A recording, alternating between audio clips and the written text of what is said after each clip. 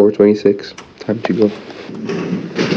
It's very, very foggy outside. I don't know if I'm doing something wrong, but... Gosh, my socks are wet. I don't know if that was a good idea or not. Why am I doing this? Damn, a lot of cables here, huh? I don't see anything. Super foggy. Why do I have an extra sock? Which one is the red cable? Let's take a step back to understand how I got here.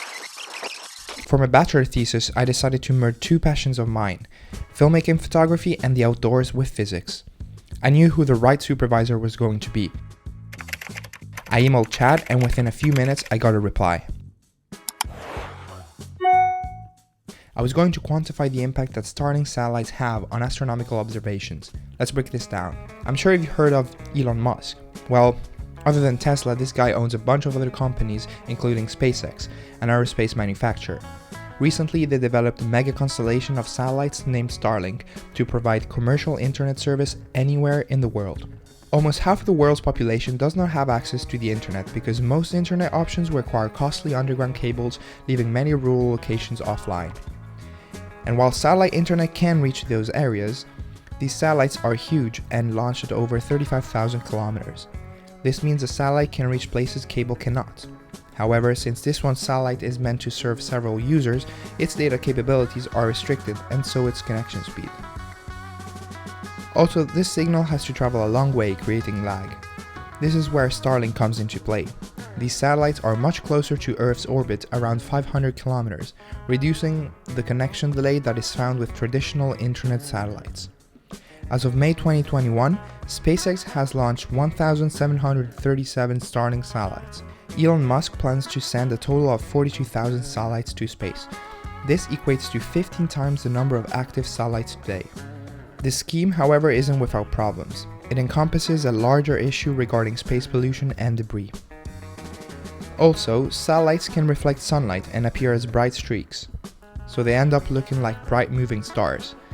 These streaks interfere with astronomical observations, including studies of fundamental physics.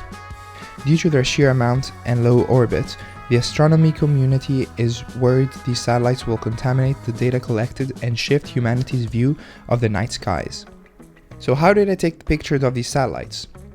Due to Earth's rotation, the stars aren't fixed in the sky, and if I tried taking a long exposure shot of the sky, I would end up with something like this.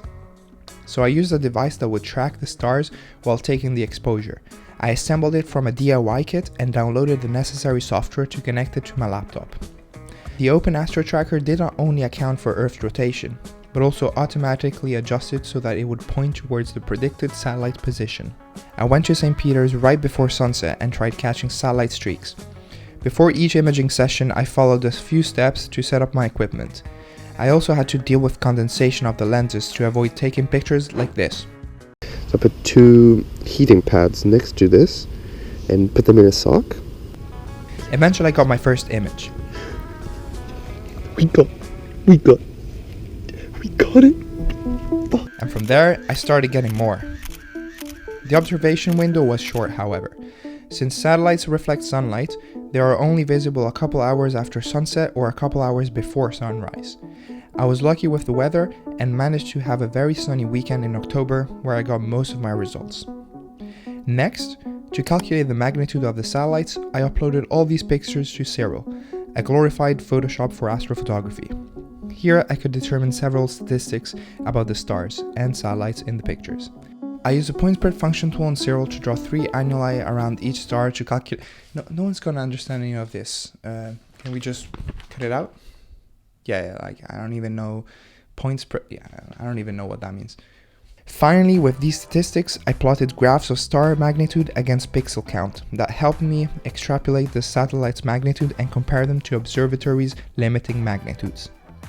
Most of the time, I found that the satellites were between 1,000 and 100 million times brighter than the dimmest objects the observatories could image.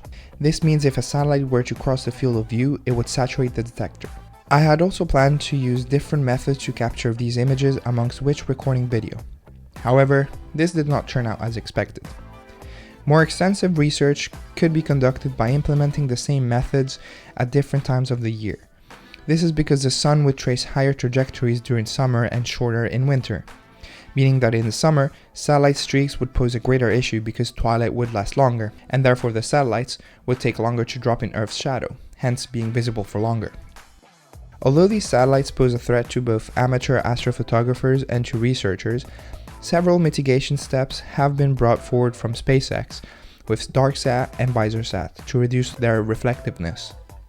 Other ways to mitigate these effects could be to schedule the observations much like I did, but to avoid them instead.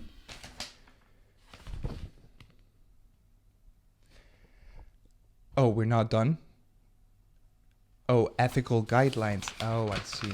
When taking the photos, I was respectful of the wildlife and nature and minimized any light sources or sounds. Environmental costs per launch can be considered.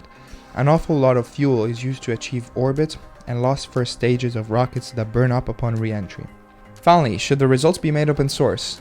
I believe so, to make the public aware of it, since it's an issue that concerns everybody, so that policy and regulation issues surrounding these mega constellations can be discussed to minimize their impact on the natural world and safeguard the economic and scientific investment. Are we done? Yeah, then cut it here.